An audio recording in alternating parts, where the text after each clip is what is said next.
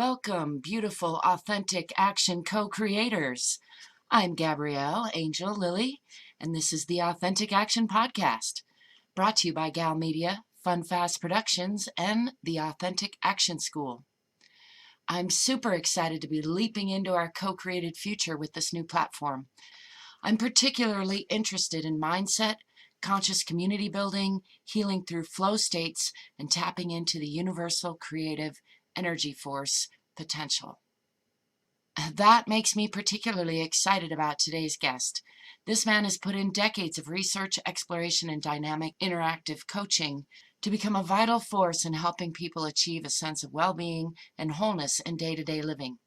He's an upbeat and cheerful transformational coach in the Santa Fe and Los Alamos areas with a practical and intuitive understanding of the human condition. He uses humor and authentic conversation to help bring clarity and next action steps to his clients. His impressive resume reflects his broad depth of knowledge and his healthy curiosity for what makes a good life. His current passionate mission is helping others achieve higher states of conscious awareness and open doors to more clarity, emotional balance, gratitude, and inner peace, which is something significant that we have in common. It is my pleasure to introduce today's guest, Dr. Barry Cooney. Let me start over by welcoming you. Thank you for your time. Thank you for joining me on the Authentic Action Podcast. And I'd love to jump into somewhere close to where we left off in our conversation yesterday, which, as I recall it, was about you potentially bringing a crystal bowl and talking a little bit more about changing states, natural healing tools, ways that we can raise our consciousness, maybe enter different dimensions, all kinds of fantastic stuff. So where would you like to leap from there? Well, I'd like to start out by saying that I really do think that most people are only operating on a channel or maybe two channels of conscious awareness. And they kind of go about their day-to-day tasks kind of not awake.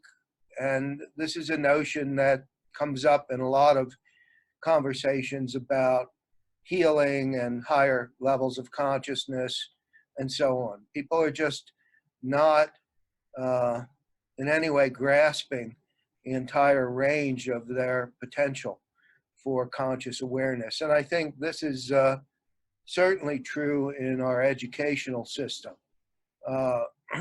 where it's very one-dimensional in spite of a lot of different attempts to arouse curiosity and interest. And I'm not so sure those attempts are very effective. I agree with all of that. So, yeah, as you know, I have an interest as well as in how we can bring some of these ideas and tools more into our systems. Well, the difficulty is our systems are almost created to stifle thought and learning. And if you look at the hundreds of thousands of people that are working in Amazon fulfillment centers, and now this is kind of a pattern, if you will. And the pattern is no brain, just perform.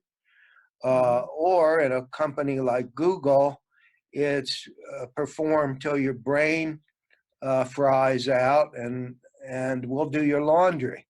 But we've got you captive for 24/7. So my point is, how do we begin to escape all of that in how we form our values, how we regard money, how we look at community? All of those things are critical in determining if we're going to really emerge from this numbing with a degree of creative insight and purpose, even if it's amongst a handful of people. Beautifully said. What's that? I said beautifully said. Oh. I love how you put that. So I think, first of all, the question is, what institution, system, or whatever do you want to kind of take a look at all of this at? And it keeps coming back to, I think, how we begin to introduce life to children. Yeah, I'm with you there. I see potential and problems in all the big systems, but it seems like the room for the biggest, quickest improvement would be to start when people are young. And right now there's the thing that even complicates things even more is economic inequality and social inequality. So to even try and address the issue of non-privileged kids and how they get educated is a biggie because you have to create models which offer them, and in many ways offer everybody, the kind of opportunity to think out of the box as they learn about life. And that means a lot more than achieving certain high scores on scholastic tests. It means a lot more than getting a person just a job. Right. And and so there's a lot of need for alternative kinds of structures that are kind of like incubators for creativity that need to be formed, in which the objective is to, I think, number one, build harmony amongst groups of people, number one, and then two, take a look at many ways to look at issues, practical issues as well as issues of, say, scientific breakthrough or something like that. So I think it needs to be a total schooling, beginning with what it means to parent kids. Yeah. And then, of course, maybe a step before that, what it means to be in a supportive relationship if you are into monogamy, or what it means to be a supportive relationship if you're not into monogamy. Right. So everything's kind of an open book here, and higher levels of conscious awareness, number one, give one a perspective to look at some of these questions. And secondly, I think what it does is it promotes courage and tends to dissolve fear or apprehension. And so that's important stuff too. So then the thing is, well, who does this conscious awareness stuff? What does it look like? What are the tools? And what are your goals afterwards? So it's an enormous kind of consideration. And, if you take a look at this book that's now a bestseller, Sapiens, Yeah.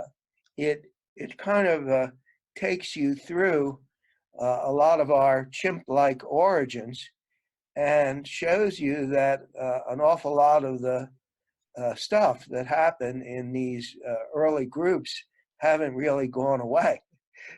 Yeah. They've just been rechanneled. So once again, it gets everybody guessing. And the first thing is for anybody listening to this, whether or not they're even willing to think a little bit about higher conscious awareness and what it might mean to them and what it might look like in terms of changing or modifying their perspective about life and living.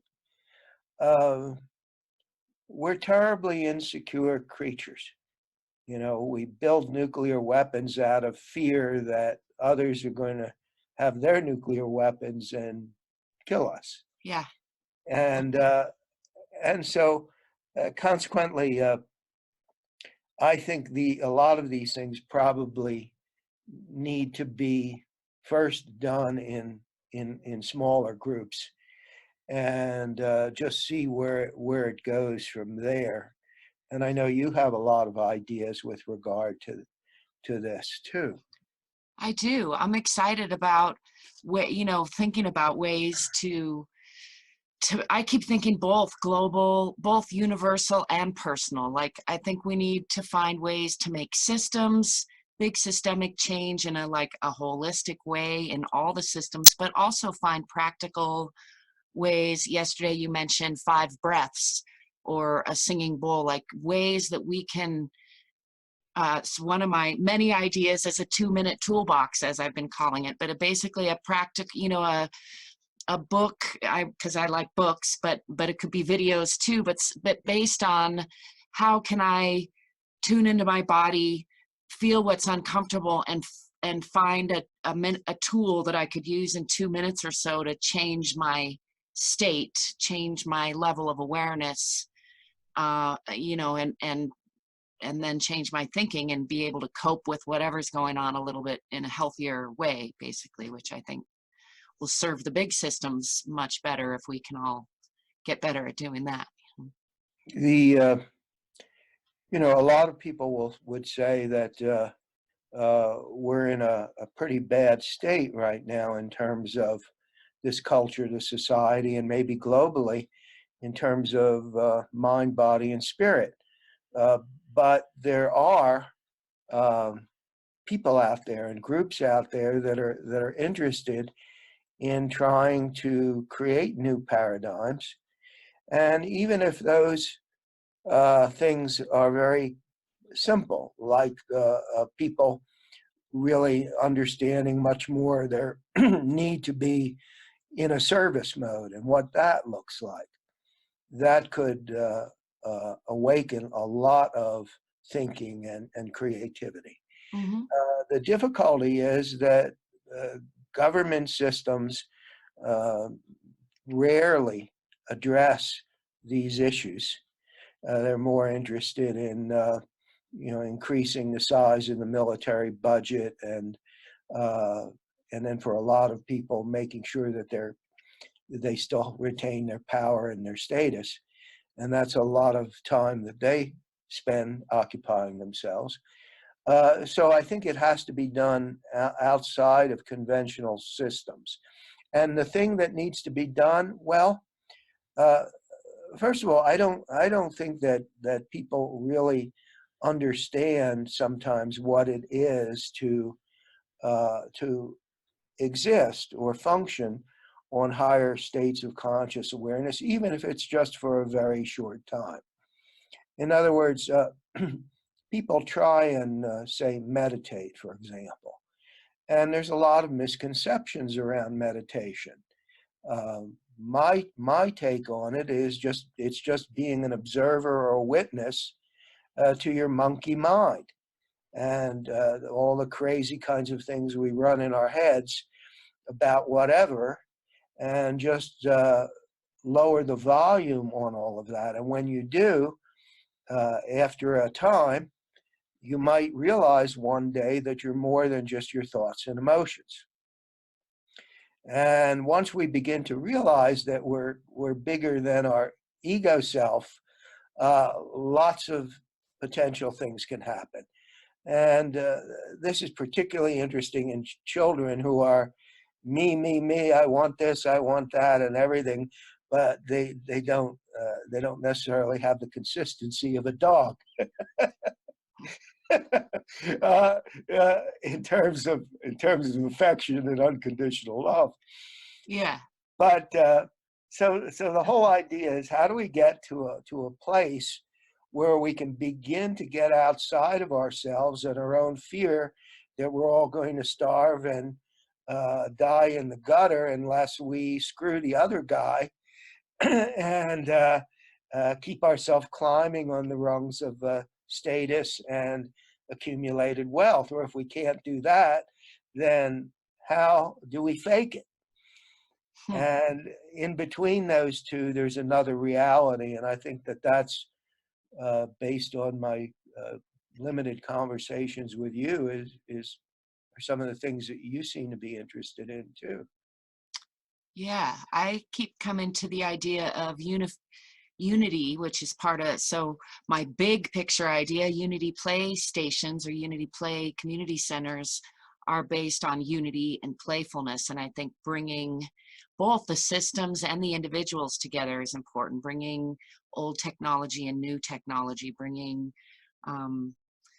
young and old people together for us to learn from each other, and but I also do think it's important to tap into that higher vibration, that um,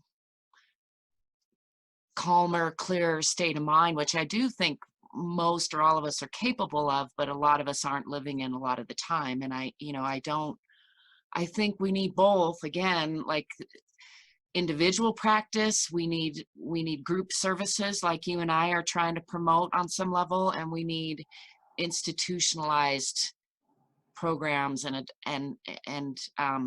the way I see to get into that, because I hear what you're saying about how much resistance there is in our existing systems just by the nature of what they're built for, which is to turn us into non-thinking robotic type of machines. And now we're creating robots which outdo us, so we really need to face the fact that we're not needed as robots anymore. We're better off being the creative, amazing beings that I think we have the potential to be. I think the unity play centers that I would like to build, I would like to hone in on leaders of the world, teachers of the world, and even those politicians, the politicians that seem to be mucking up and slowing down the system. I think maybe we can not, I'm the first one to try to sidestep a system, but I also appreciate, in having done that a lot of my life, that the systems are often built on the will of the people, definitely based in a lot of fear, like you said, but to ignore them completely promotes even more fear potentially, or rage, taps into lower vibrating aspects of our potential, I feel like. So ultimately, ideally, I feel like we should be adjusting our current systems and up-leveling our current systems by my idea is to target that top 5% of people who are both leaders and reaching those higher states of consciousness, so that we can start to have greater impact at a higher, faster rate. Uh, the one can start, I think, in a lot of places. Really, it involves everything that we do as human beings. I mean, I try personally to be consciously aware of what I do, and yet in my own way, I still pollute the planet. I still create a lot more waste than I could or should. I still am living very inefficiently in many ways, and so I'm tied in with a whole system, and it's really difficult when you think of what it would take to be untied from that system as both an individual or in a group. So uh, obviously, if you had play centers or whatnot, then you would want people to go back in an environment which supports those things too. And that's the key. For a lot of interventions that we have in our school systems for troubled youth, they go back to violent and disruptive and dysfunctional environments. Right. So it's really hard to balance the good things that happen with the kind of environments that they're returning to, that they're growing up in. And this is once again a big problem. So if you want to spread this and spread the consciousness, in some way you have to make inroads in a lot of things, like for example, the effect that cows have when a zillion of them fart. Yeah, I agree. And what happens to the planet then, yeah. or I don't know whether that's good podcast material or not. No, it is. And you're right. It's an issue. And it's a perfect example of some things that are pretty big that we're not addressing that we would do Yeah, well to so address. everything, do Yeah. I really need that hamburger? Yeah. Uh, or what does it look like if I were to in some way alter my habits of what I eat based on sustainability for the planet? There's all kinds of things to think of here, and that's why I'm saying that it would be real nice to conceptualize these things uh, and then see what would happen on a kind of uh, an incubator kind of thing, seeing what you could grow in such a setting. And you would have to take into consideration just about everything from the time a person uh, first sees the light of day and takes his or her first breath to the time when they expire and change their form. Yeah. I mean, arguably, isn't that what we're doing now in this thing called life in a way? On a grand scale, I think, depending on the time scale you look at it in, that's exactly what's happening. See, if we take our cues from some primitive cultures that have been around for a while and unfortunately are more and more being eliminated, we can see that if they spend less time having to gather the resources to eat, they have more time for other things. And if they cultivate more social relationships, then there's certainly more time for everybody to learn how to whatever, make canoes, make different things, learn how to hunt or whatever. We're very limited. If I go to my mechanic, I'm a captive of that mechanic. He can tell me this or that or whatnot because I don't have that expertise, and I could more or less identify a zillion things that I don't have expertise in that I would like to. So the whole thing too in being happy, one of the elements of being happy, I think, is being self-sufficient. So the more you can do your own energy and survival dance in as simple a way as possible, the more time you have to uh, address issues that continue to nurture the culture. No, I agree. This is why I focus on personal health, personal, mental, and physical health, because I think with that we can better cope with all the various environmental, circumstances we create and find ourselves in. So here's a couple of practical things. People getting up and watching the sunrise, just watching the sunrise or watching the sunset, or going to a place way out from the city and seeing what it looks like when the whole sky is blanketed with stars, which are suns, like our sun. Mm-hmm. And experiencing the awe or experiencing something that doesn't have to do with paying your electric bill or getting your kid to a soccer game. So we need to bring more wonder, I think, into our day-to-day experiences, more of a sense of awe. Give you a quick example. We live in the Milky Way galaxy. So scientists have asked the question, well, what's the length of our galaxy? Well, the length of our galaxy is estimated to be a light year, which is the speed of light, 186,000 miles per second. That's one light year for one human calendar year, right? speed of light for 1 calendar year. Well, our galaxy is supposed, the length of our galaxy is supposed to be 100,000 light years. That's 186,000 miles a second for 100,000 years. And that's just our galaxy. Mm-hmm. There are millions of others.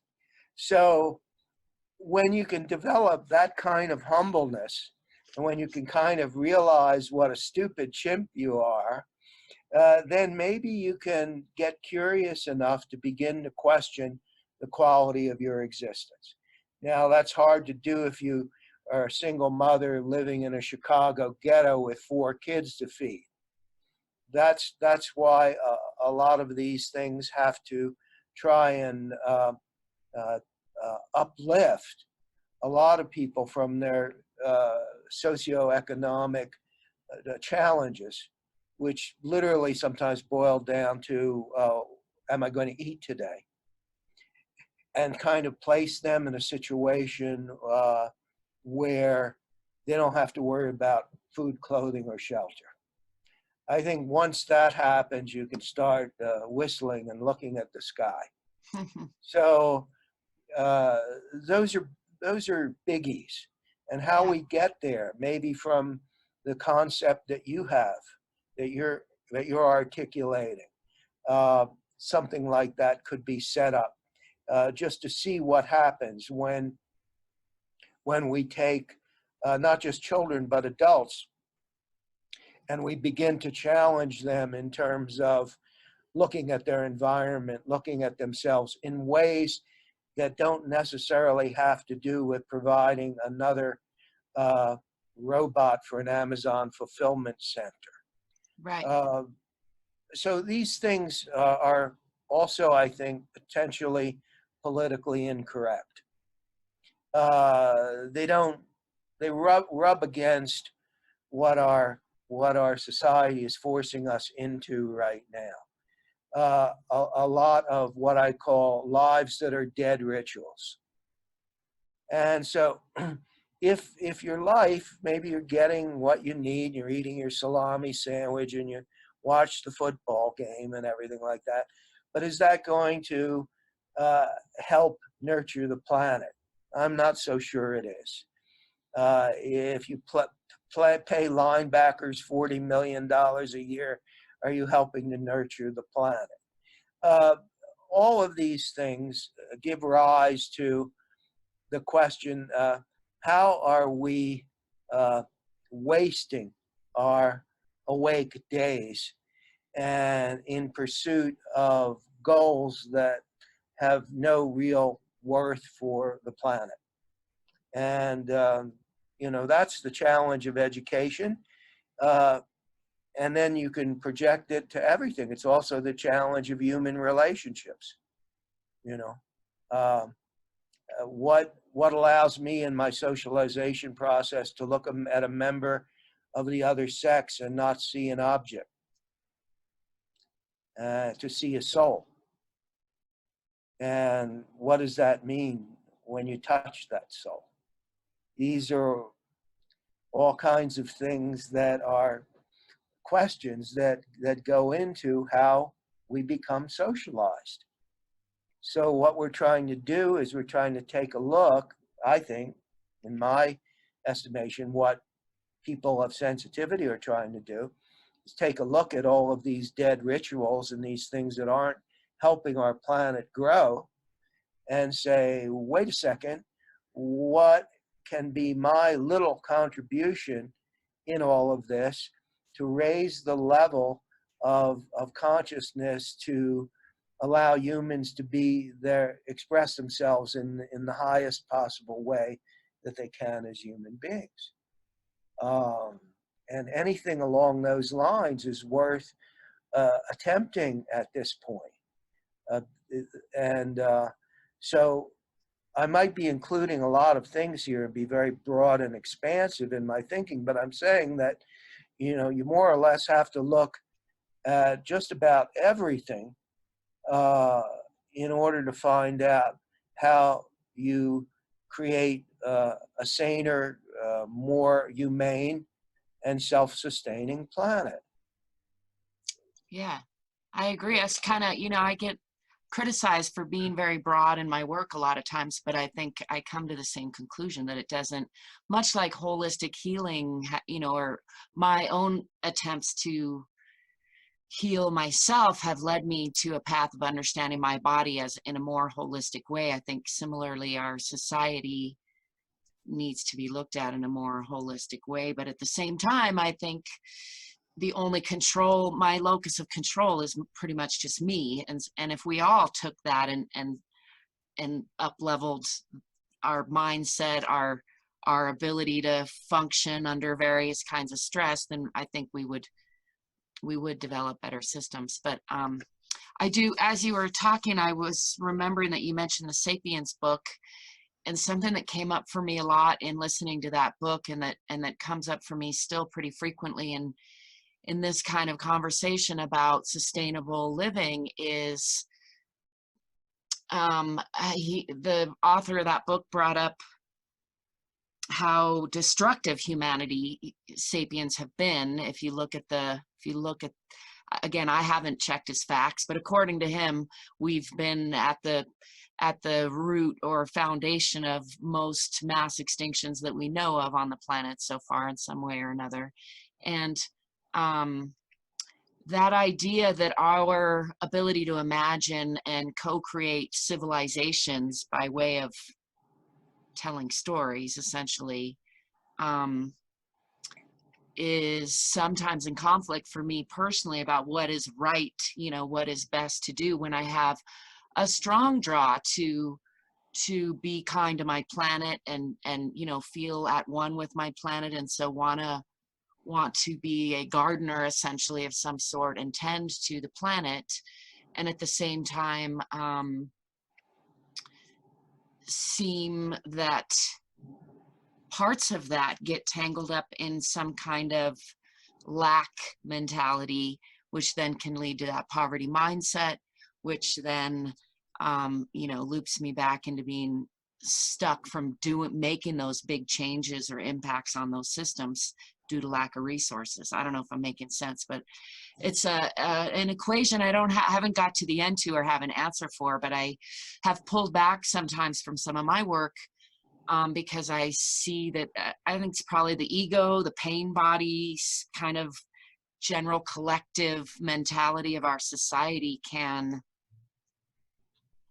lead to this idea of expansion that is sometimes pretty harmful to the body and to the earth, the body, individual and expanded, let me say. It seems to me that we're all on overwhelm. If we have money, we're on overwhelm.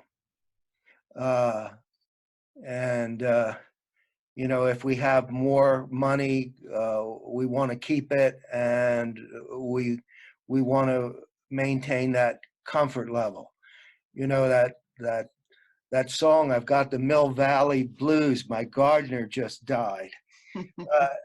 Very petty kind of stuff that can infiltrate the upper classes. And then you have people just saying, gee, how am I going to meet the rent? How am I going to pay my bills and stuff and still be a hero? I think that the transformation is both individual and it's collective. And in some way, you have to solve the problem of sustaining oneself or one's group, which a lot of times means growing your own food. Mm-hmm. And, a lot of experiments in communes and everything demonstrate that some work better than others. You still have Finhorn that's been around a long time that still has some great models. But how many of us are prepared to undertake that kind of experiment? So what I'm saying is that rather than be overwhelmed, each of us have to do something. And I'm saying that something starts with grasping what higher levels of conscious awareness are. And, when I was growing up, we used to say, oh, you're angry, you're angry. Okay, just count to 10. Mm-hmm. Well, count to 10 was supposed to give you some space between your anger and getting quiet. So that's the equivalent of my 5 deep in breaths and out breaths kind of Mm-hmm. thing. All of a sudden, um, we start to realize that, wait a second, we can change our programming. We can really be, as I said before, much more of a witness or an observer to stuff that comes up, and not immediately claim it as reality. So in many ways, if we need, oh, I hate that we need. I'd like to see. I'd like to see centers or large parts of our educational system be devoted to this whole business of exploring higher levels of conscious awareness. Yeah. Uh, now, Vibration school came to me this morning. I was thinking. well, I know it's too far out we might. still, but but I think people play, as you know, I'm big on trying to build physical spaces for people to play, but I'm also interested in figuring out a way. So I think we can teach how to be aware. We can, like, neuro-linguistic programming and hypnotherapy actually starts to get into how can you, again, quickly using some tools and strategies to create space, counting or slowing things down, you can change your state.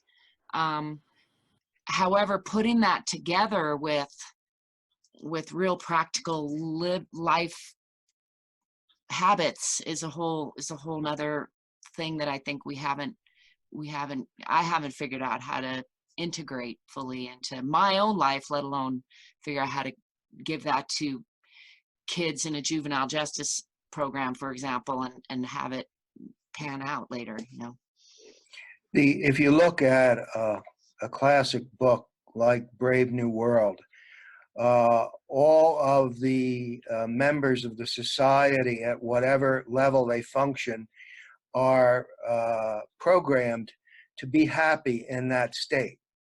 So the people that are involved in doing menial labor are programmed that everybody else is far unhappier than they are, and they're Right. much better We off. have some interesting technological advances, as they're called, that are approaching that ability. And Yeah. when you look at, how our systems currently are, it's easy to see how those things could start to happen. Yeah. And So maybe that's our best bet. I don't know. The Matrix, right now, I think most people I know personally would choose to get plugged into the Matrix if they had that direct option, than be a wild imperfect creature out here in the I don't know. Badlands. I think that book should be reread and discussed, Brave New World, because uh, the the thing is that there's at the end of the book there's something missing, and what's missing is the vicissitudes of life, the highs, the lows, the not just the happiness but the sadness or whatever. Mm-hmm. And in this book, everybody lives a perfectly healthy life until the age of 60, and then they die. But Right. they're in perfect health Yeah. until that time, and then they just go off like switching a light switch. And you know the thing is that there are lots of ways to look at reality, and I think one of the ways we should start to look at it is to look at all of the levels of inequality there are in societies, and what does it mean when you try and balance it more, and what does it mean when you try and uh, try and be creative and have more opportunities for self-expression. Now, I remember reading when I was in my 20s or 30s a Time magazine article that said, well, like 40, 50 years from now, we're going to have all this leisure time. We're not going to know what to do with it. Well, that's not the case. Everybody here is working 3 jobs in Santa Fe just to go down and get a bagel. Yeah. So that hasn't come to pass. So we're expending more and more of our energy just trying to sustain ourselves. How And much of that, I'm sorry to interrupt, but it occurs to me that like some of that is due to our mindset about what it means to survive anymore. And most of us need, more than one television and more than one vehicle and more than one room for sure. Like, or I shouldn't say most of us, but in this American little privileged area that I live in, it's certainly that, that way, where a lot of people who think of themselves as living in poverty are pretty well off by historical standards, of all of humanity. there is, I'm afraid, the American dream is dead. It died a long time ago. Yes, there are 1 or 2 chimps that do elevate themselves to higher ground from poverty conditions, but it's generally not likely. It's an elitist society guaranteed to take care of the elites. It's no surprise that all of our legislators are completely off the grid in terms of their healthcare system. They don't buy into the same system we have to buy into. They will be given the highest form of medical attention for anything for the rest of their life once they serve a term in Congress. So right away, you have a flaw in our system. Some are definitely more equal than others. And, and I keep getting back to the Amazon fulfillment centers because I think they're scary places. In order to get that hair dryer that you ordered in one day, takes an awful lot of people running breathless to try and keep up with a stopwatch that is monitoring their performance behavior. So there's a lot of crazy things here that definitely need changing or adjusting. And as I said, it's easy to become overwhelmed. But the first thing to do is to question your own values and how much you're buying into the caca philosophy of the market exchange consumer society.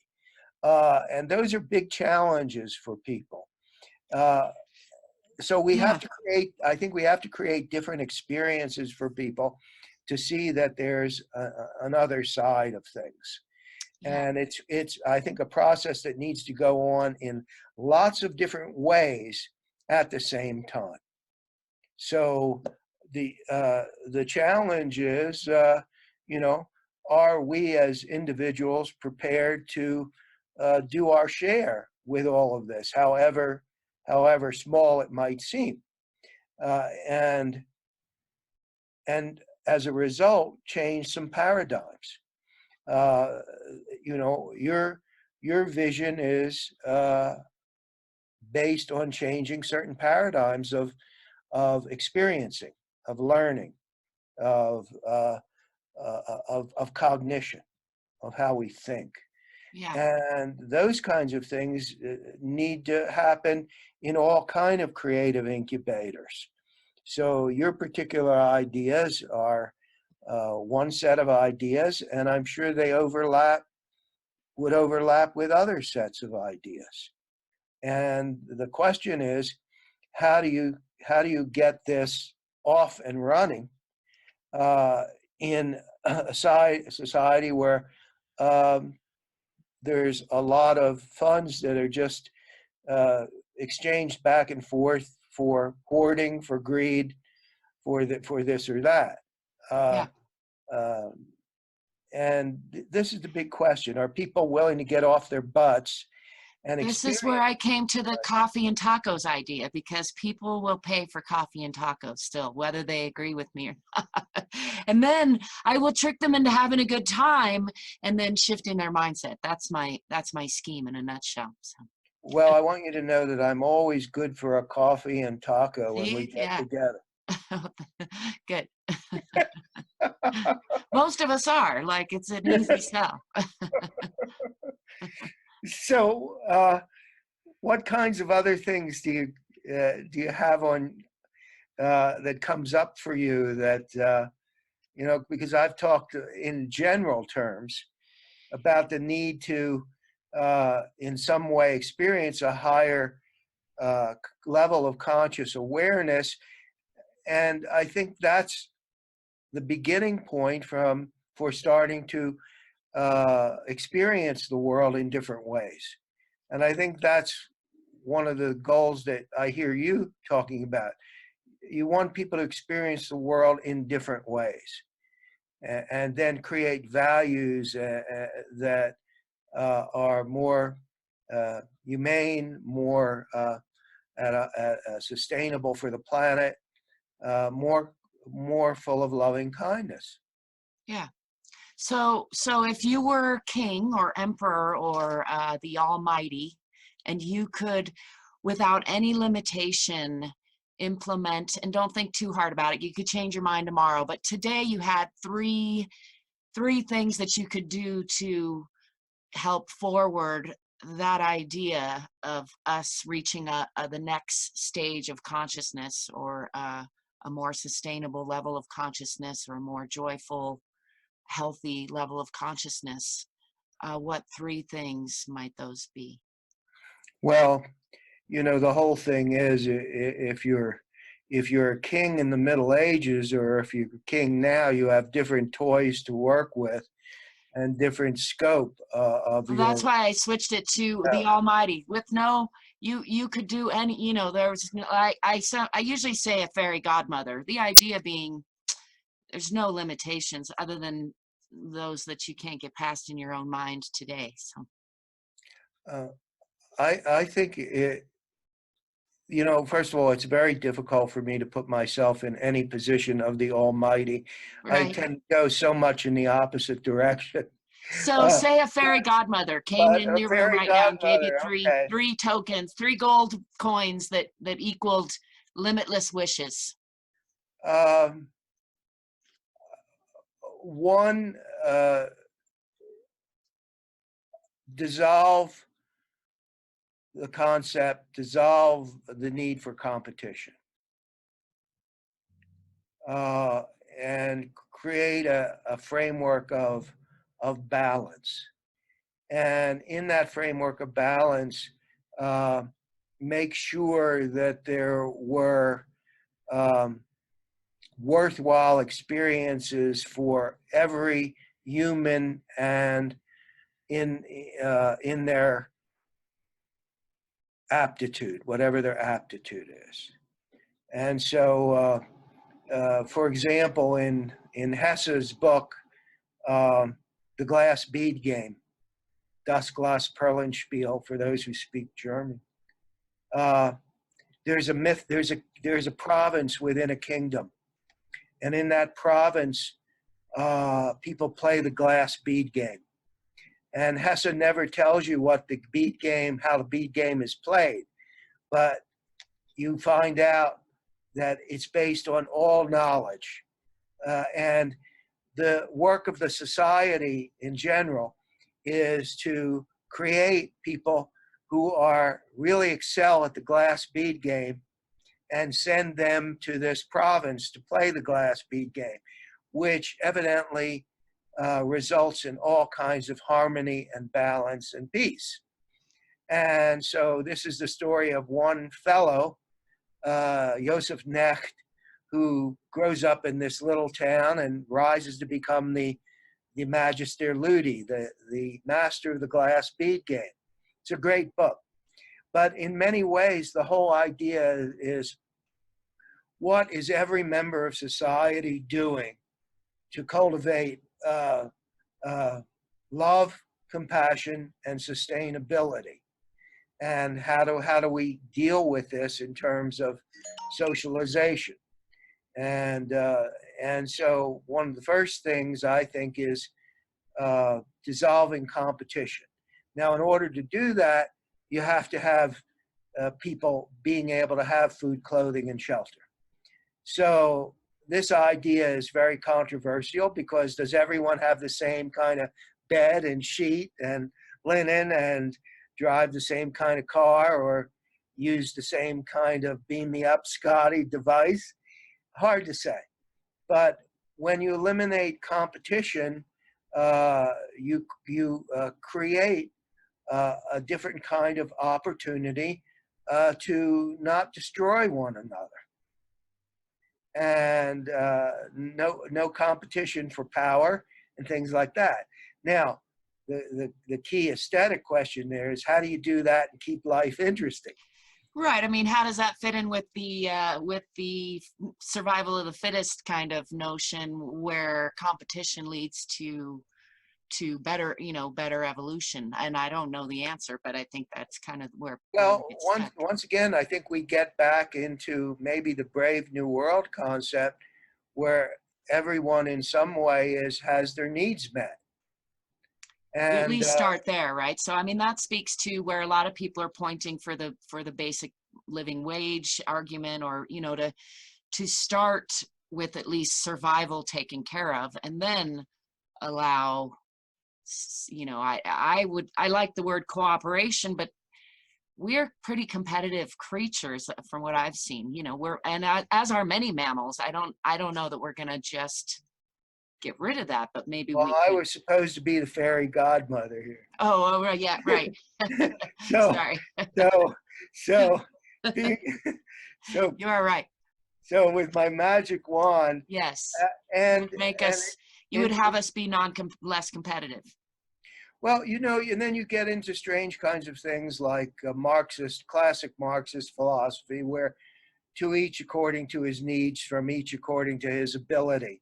Yeah. And that can get pretty messed up too. I mean, at some point I end up right where we are in this perfect existence, with us all, evolving, being born, dying, maybe coming back. I don't know, but as just a basic first step, I would say if people could explore various kinds of ways to get out of their ego sense and foster much more a sense of collective kindness, mm-hmm. we would see change right away. Yeah. It would affect competition. It would affect sharing resources. It would affect trying to create a more balanced society with less incredible degrees of difference between the very poor and the very wealthy. And I think that that's important. Now, whether or not that would mean that we would revert to certain tribal structures or not, I don't know. That's awfully intellectual, it's awfully heady, it's awfully cerebral. Right. But I know that we seem to be coming, if you look at the world and its patterns of conflict and war, and now immigration and the threat of climate change, where there would be mass migrations and then people wanting to defend their borders because they don't want 10 million people, who have needs coming into their space. And so when you look at all of these challenges, it demands some kind of paradigm smashing response, some kind of thing that gets us into a different state of awareness. Right. We might not experience the ideal of what that looks like. But unless we're able to build systems that have within them more of a balance for the incredible inequality that we have, and also reshape values away from a totally one of material consumption. Right. then I think unless we make inroads in those areas, we're going to be in bad shape. Yeah, I mean, I think that I like the term heart coherent. I mean, I think we have the tools more and more to tune ourselves. Like I've used the analogy to tuning a guitar string. I think we can become aware of our collective existence in a way that allows us to become more compassionate pretty quick, in like a quantum leap kind of quick way. Potentially. I don't know if we will or not, but I think the potential is there. The Sorry, I stepped out of fairy godmother land for a second though and got all in discussion land, and I wanted you to continue with your 3 wishes idea before I get too far into that. So. Well, my magic wand seems to be disappearing in front of me, right? I But keep stopping on it. Sorry. I would say once again, if you say improve the quality of people's lives, then chances are they'll live longer, and you'll have an overpopulated planet. So we get involved in the question of what are unintended consequences. If we do one thing, what might result of. So if we eliminate a certain pest that we regard as an insect or a pest or whatever, and then we discover that that pest is killing a worse pest, and now we have this bigger pest that we have to deal with. We have to look at everything in terms of their unintended consequences. And so if we create a healthier planet, we have to do something about sustaining more lives, that kind of thing. To me, when you realize you're one with everything, if you do, then it's easy to kill or let live. There's no such thing as a pest or a wasteful anything. It's a matter of, the same as we choose to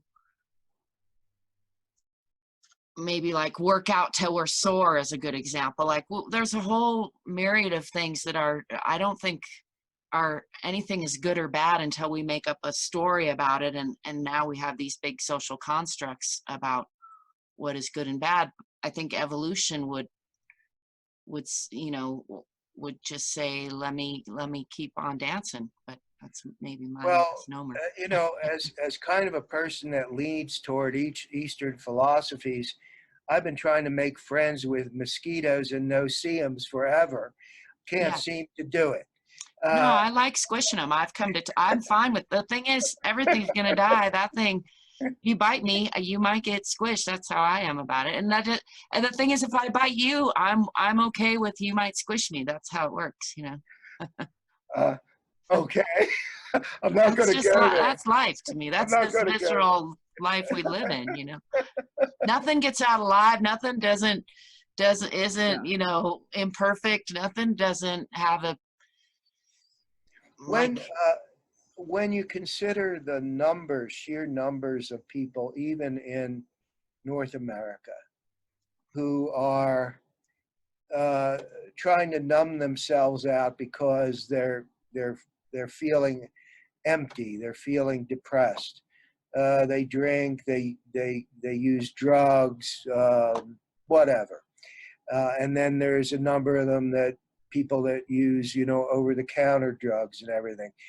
It's definitely a culture that is not whistling through the tulips, and there's an awful lot of sadness and emptiness at all levels. And in my past role as a management consultant, I would go into many companies, and you could count on one hand how many people you really feel were really regarded their work environment with enthusiasm, with joy.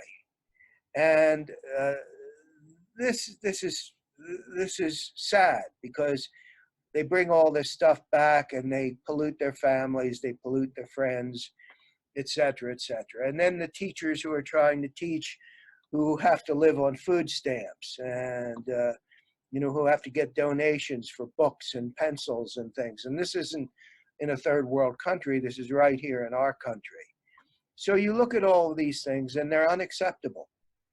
They're unacceptable for the growth of any civilization that values humankind.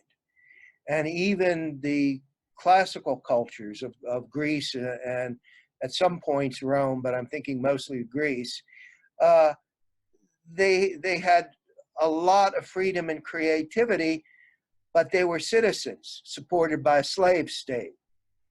Right. And so they were great if you were a citizen. Everything was great to be a citizen of Greece, unless you were a slave that was, handling all of their yucky stuff. So these are hard questions. And I think they haven't got any easier, even with the tremendous advance of technology. So when we have technology, what are we working on? Well, models of men and women that can be our substitute boyfriends Right. and girlfriends. Robots, yeah. That kind of thing, well, I haven't completed my order yet, but I think the thing is this represents a real breakdown in the way our species are communicating with one another and stuff. If you have to have your ideal robot there, then you're pretty isolated from the human experience beyond that. So it gets more and more crazy. That's why I think some very basic values like loving kindness, like trying to in some way reduce these tremendous excesses at both ends of our social strata, all the poverty and all the incredible wealth that just goes into amusing people. What do you do when you have a lot of money? Well, like Michael Jackson or the drug cartels, you build a zoo for yourself. There's no end to how you try and entertain yourself when you have unlimited amounts of money. But how much good is it doing to the planet? Mm-hmm. So consciousness has to change. The level of inequality has to change, and the way we experience ourselves through other people needs to change too. So anything that assists in those areas is a benefit to the planet. Mm-hmm. And right now we might be hampered by thinking that it's just too big. The problems are just too big for us individually or collectively to solve. Somehow I feel that if I can go through a day and make a lot of people smile, including myself, then I'm scoring big on that scale. Or if I can demonstrate some kind of activity which addresses some of these issues that we've been talking about, I think I'm doing okay. But the point is that what you're talking about are structures to encourage this. And then so these structures have to be, kind of thought out, like, what do you want to achieve? Yeah, well, and the problem is thought out and made in a way that is able to adjust to a time scale that's bigger than my lifetime. So, and to a society that's much bigger than just me, a global a planet, essentially. So, so it's a matter of building excitement and knowledge amongst others to join in some kind of collective. And I think these kinds of out of the box, if you will, non-systemic projects and events and stuff like this are all good. And you got to get out there and just experiment and do that because, as I said in another conversation with you, you can't wait for the perfect model. You've Right. got to come out and do it and see what kinds of things, what kinds of cooperation you can generate, what kinds of contributions you can generate. Mm-hmm. Uh, but you can either look at the world as doomed, or you can look at it as having a lot of potential. And I believe right now that with climate change and with nuclear proliferation, we have to work really smart and wise to try and reverse some of these things, which can be really quite destructive to Mm-hmm. humankind. It might still be okay for the cockroaches, but it won't do us very good in the long run. Yeah, I agree. We're painting ourselves into an interesting corner here with the globe. Hey, so you still have 2 gold uh, fairy coins left. I would restructure how children were reared. Number one, I don't think the nuclear family has been, by and large, very successful. Mm-hmm. Maybe we can look at a model more on the kibbutz in Israel, where everyone is integrated in sustaining the community in a healthy way, and there's not this is my kid, this is your kid. Now, that goes in the face of a lot of, well, he's my kid, he's my Mm-hmm. son.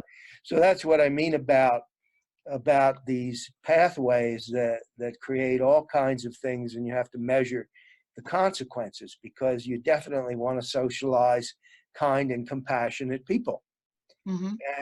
And so and then I guess the other thing is, you have to do away with religion. And I mean, I've got a big magic wand that you asked Yeah, me to yeah. use. You have to do away with religion. Would you like, as in the practices of it, or the word, like the words for it? What part of it is Well, the whole I'm a Christian, I'm a Jew, I'm a Muslim, the label, I'm a different labels of it, Jain, I'm a Jain. the tax break of it?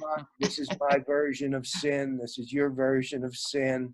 Right. That kinds of things. Did you go to confession today? Oh no, you need to do that. Mm-hmm. And I think, once again, that's a question that can occupy a lot of scholars' minds. What would you replace world religion with?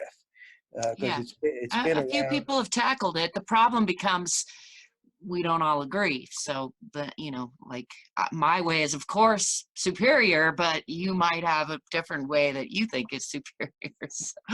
Well, I don't think that's the point. Right.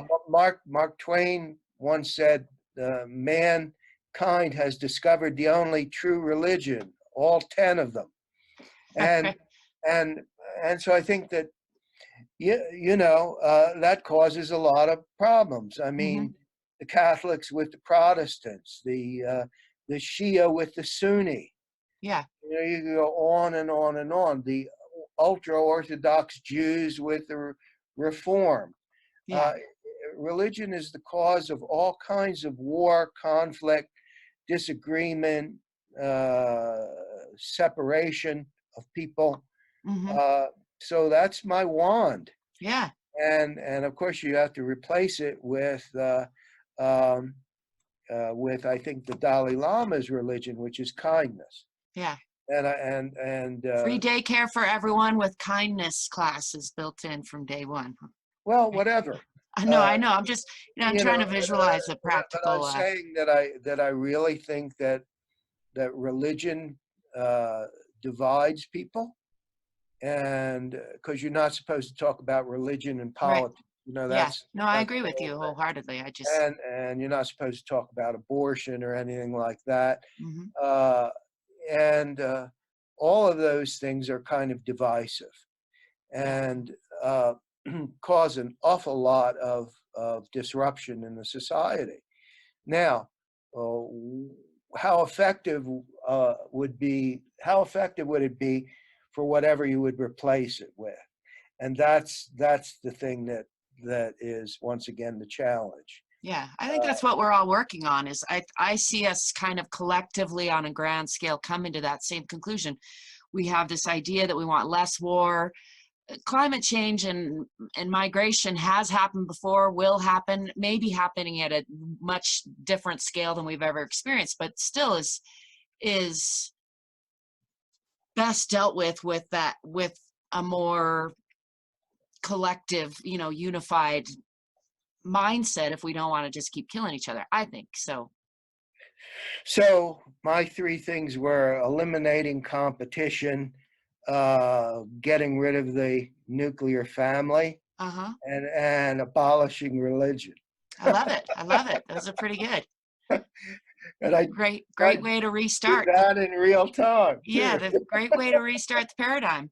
As we say, like we do that in ourselves first, right? And then the rest follows.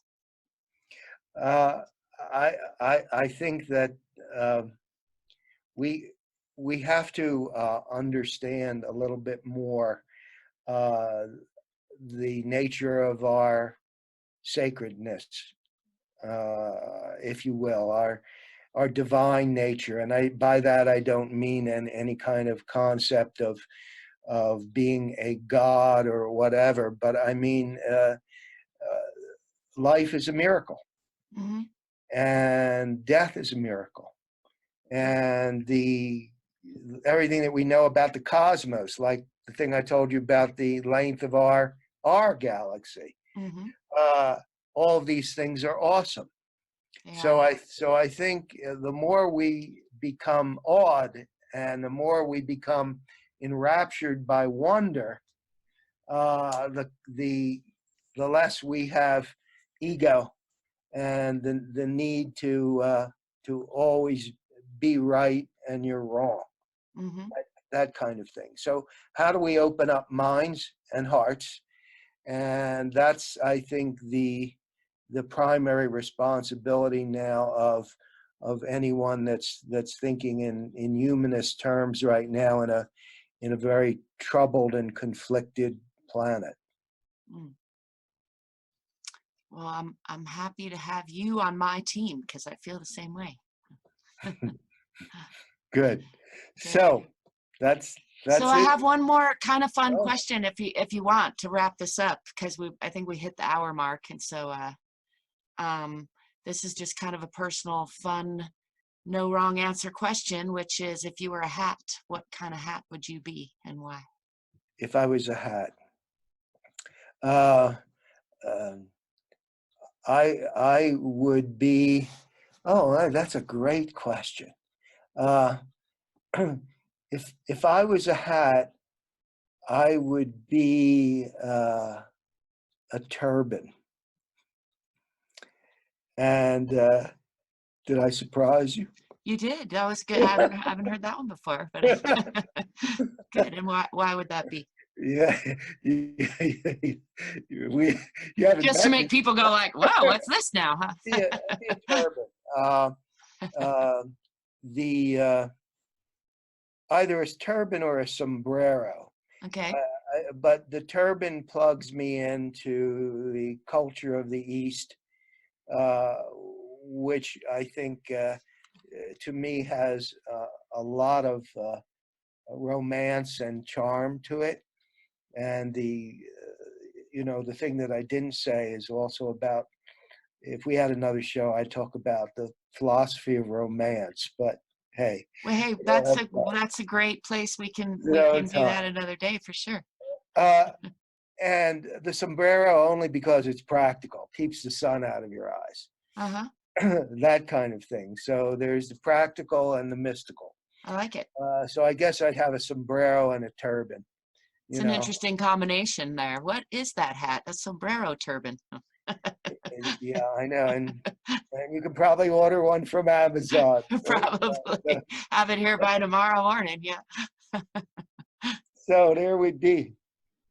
Oh, thank you, Barry. It's been a pleasure talking to you, and as it always is. And also, I really do appreciate you, your energy, your work, that you're out there on the leading edge, like I am, trying to be a good person and do good and help others be happy and more self-aware. I think it's important work, and I'm happy that you're out there doing it. Thank you. And it's been a treat to talk with you. I've enjoyed it Thanks. a lot. That wraps up this conversation with Dr. Barry Cooney. I think we will have more in-depth conversations and discussions about some of the topics that came up today and about our specific co-creating plans together in the future. I want to mention he has a book he wrote, which is called Conquering Dysfunction in the Workplace. You can order a copy for just $20 plus shipping and handling by writing to barry@barrycooney.com. That's plus shipping and handling according to his website. He's also an active transformational coach for individuals, couples, and organizations. You can find him at www.barrycooney.com or shoot him an email at barry@barrycooney.com.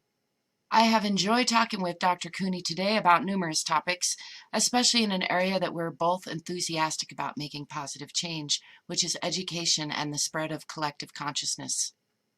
You can find out more about me and my work on this and other subjects with a quick search for Angel Lilly or at www.angellily.com.